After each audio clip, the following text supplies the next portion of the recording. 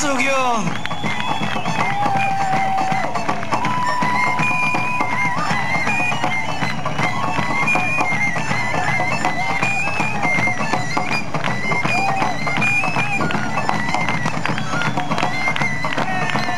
És a lovasok majdnem teljesen körbeérnek. A második körrel szinte bezárják az ország körül ezt a csodálatos kört.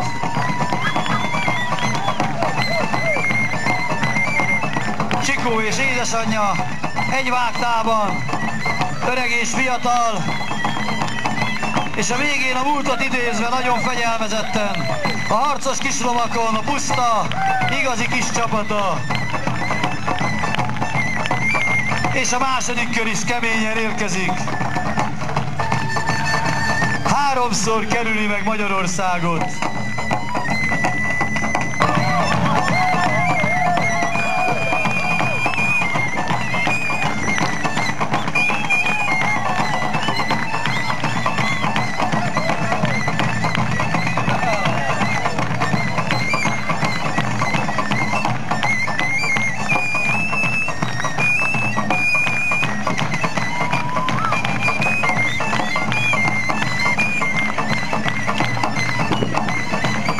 Ahogy a szabad csapathoz illik, kicsit szórtan, ők még mindig még szabadabbak, mint bármelyik más.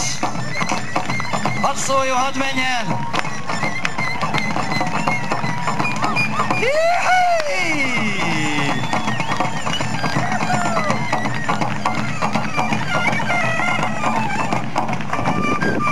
No, drága barátaim, ez az a szabadság érték, ez az a szabadság érzés, amit annak idején mi megkaptunk.